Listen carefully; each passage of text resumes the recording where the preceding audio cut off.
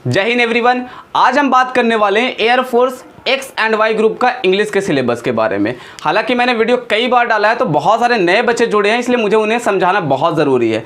आपके अंदर बहुत सारे डाउट होते होंगे सिलेबस को लेकर, सर कौन सा सेक्शन इंपॉर्टेंट है और किससे कितना नंबर का पूछा जाता है, क्या क्या मुझे पढ़ना ज़रूरी है ये 20 नंबर लाने के लिए, क्योंकि 20 नंबर का सवाल आता है और 20 नंबर का आपको लेकर आना है। तो आज ये वीडियो में आपका A to Z dot clear करने वाले हैं हम। तो सबसे पहले हम देखेंगे कि एयरफोर्स चाहे एक्स ग्रुप हो या फिर वाई ग्रुप हो, इंग्लिश होता है 20 नंबर का, ठीक है। और इसका 3 पिलर है, 3 पिलर यानी कि क्वेश्चंस, वोकैबुलरी एक सेक्शन, एक कंप्रहेंशन एक और एक ग्रामर, 3 सेक्शन में सवाल पूछे जाते हैं।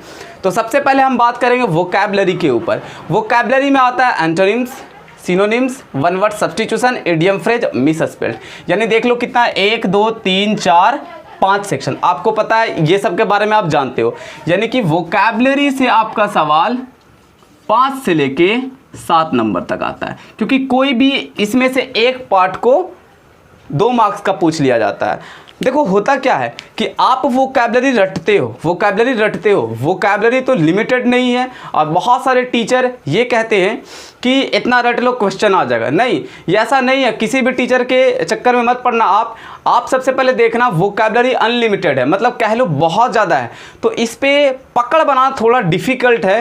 तो मैं वोकैबुलरी कैसे बताऊंगा और कैसे पकड़ बनेगा ये कल के वीडियो में मैं समझाऊंगा। हालांकि ये सेक्शन की अगर हम बात छोड़ दे तो यहाँ पे एक सेक्शन आता है ग्रामर का सेक्शन, इस पे आप पकड़ बहुत आसानी से बना सकते हो। ये आपके लिए बहुत इंपॉर्टेंट भी है, क्योंकि इसी से सवाल आपका या तो 10 नंबर 11 नंबर से पूछ सकता है, 10 या 11 नंबर से पूछ सकता है। सबसे पहले ये देख लो, आप अगर पढ़ते हो किसी भी एक चैप्टर का नाम बोले, जैसे आर्टिकल्स पढ़ते हो तो आर्टिकल्स आपके लिए भी वही है, मेरे लिए भी वही है, एग्जामिनर के लिए वही है। जो रूल्स होंगे, जो कॉन्सेप्ट होंगे आपके लिए मेरे लिए सबके बराबर है। तो अगर इससे सवाल पूछा जाता है तो आप आसानी से सॉल्व कर सकते हो। लेकिन एग्जामिनर क्या पूछेगा वोकैबुलरी में यार, ये तो ना ही आप जानते हो, ना मैं जानता हूँ, ना ही और अन्य टीचर जानते हैं। तो इस पर पकड़ बनाना थोड़ा डिफिकल्ट है। तो आप देखिए ग्रामर पे ज़्यादा ध्यान देने की ज़रूरत है। हम ग्रामर की चैप्टर की बात करते हैं तो सबसे पहले यहाँ लिखा हुआ टेंस वेरी इंपॉर्टेंट चैप्टर है इंग्लिश ग्रामर का, क्योंकि यहाँ पे ही हम सीखते हैं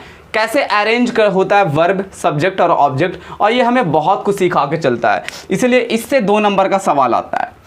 टेंस से जुड़ा हुआ एक और चैप्टर है जिसे कहते हैं कंडीशनल सेंटेंस, और कंडीशनल सेंटेंस कोई और नहीं है, टेंस का ही पार्ट है, इसलिए ये न्यू चैप्टर में मैंने इंक्लूड नहीं किया है। टेंस में ही कंडीशनल सेंटेंस, ये दोनों ही मिलाकर 2 नंबर का सवाल पूछा जाता है, ठीक है।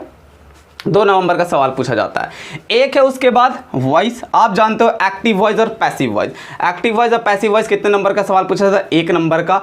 और टेंस से ये रिलेट करता है, टेंस आप सीखोगे तभी वॉइस सीख पाओगे, तभी आप नरेशन सीख पाओगे।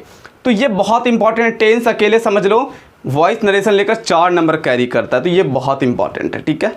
उसके बाद हम देखते हैं, यहाँ पे देखो लिखा हुआ आर्टिकल्स। ये ऐसे कुछ चैप्टर है जो आपको सामने दिखेंगे और फिर मैं बाद में दिखाऊंगा भी कि देखो क्वेश्चन ऐसे आता ही नहीं, तब आपको यकीन होगा, ठीक है। तो यहाँ से आपको डॉट नहीं रहने वाला है, यकीन मानो।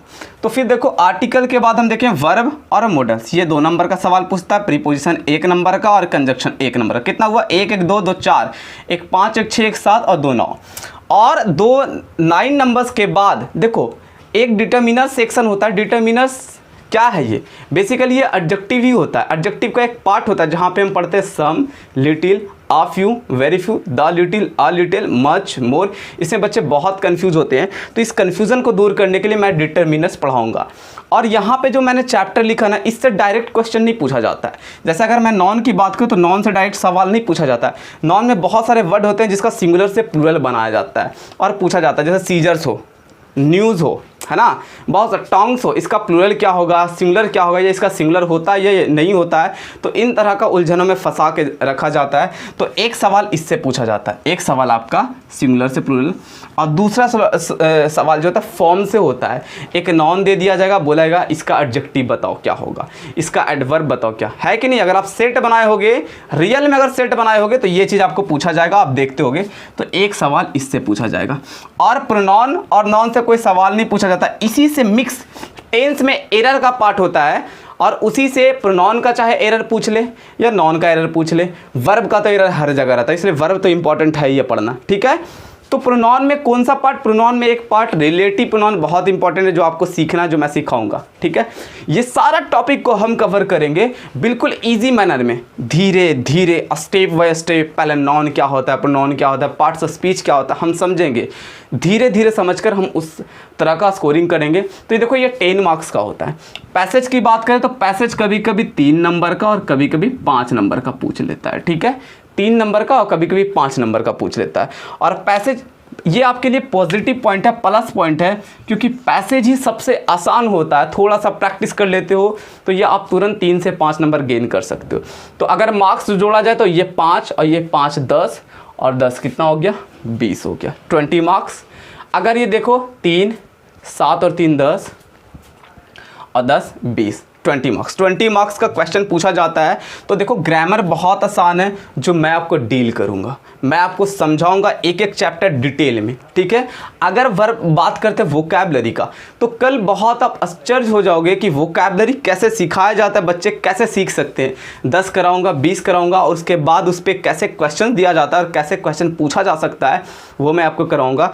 तो कल का वीडियो और इम्पॉर्टेंट है, हम जानेंगे वोकैबलरी कैसे करते हैं बहुत जल्द, यानी 5 सितंबर के बाद। कल ऐसे बेसिकली कल मेरा जन्मदिन भी है, तो कल हम वोकैबलरी पे पार्ट लेकर आएंगे। वोकैबलरी कैसे हम सीखते हैं वो सिखाऊंगा, ग्रामर एक एक चैप्टर बहुत डिटेल में सिखाऊंगा, ठीक है। और पैसेज का प्रैक्टिस करूंगा। तो ये हो गया इंग्लिश का पार्ट, ठीक है। मैं बात कर रहा था व्हाट्सएप ग्रुप का, अभी ग्रुप वगैरह नहीं बना रहे, तो अभी आप थोड़ा सा परेशान नहीं हो, बहुत जल्द हम जो है एक ग्रुप बनाऊंगा और एक एक लिंक भेजूंगा आपको, आप सभी को एक एक लिंक भेजूंगा। और एक मैं आपको सूचना, इंपॉर्टेंट सूचना दे सकता हूं कि आप सभी को एक प्रॉपर गाइडलाइन और एक प्रॉपर ग्रामर जो एक रेगुलर पैटर्न में चले, बिल्कुल डिटेल में चले और बेसिक से हाई लेवल तक चले। अगर आप चाहते हो तो हर वीडियो को आप कभी कोई वीडियो को मिस नहीं करना। और बेटा एक ग्रामर का टॉपिक के लिए ना थोड़ा सा हम चार्ज लगा रहे हैं, थोड़ा सा चार्ज है, क्योंकि मैं भी बहुत मेहनत करता हूँ, थोड़ा चार्ज है जिसमें आप सभी बच्चे आराम से कर सकते हो, कोई भी दिक्कत नहीं हो। बहुत कम चार्ज है, बहुत ही कम। तो मैं बाद में बताऊंगा, पहले आप एक बार समझो, सीखो, क्या मेरी बातें आपको समझ में आती है, क्या चैप्टर जो मैं पढ़ाता हूँ वो आप समझ पा रहे हो। अगर मैं टेंस पढ़ा रहा हूँ तो कितना इफेक्टिव है आपके लिए, कितना ज़्यादा समझ पा रहे हो, क्या मैं जो पढ़ा रहा हूँ वो गलत पढ़ा हूँ, जज करो, समझो बात को।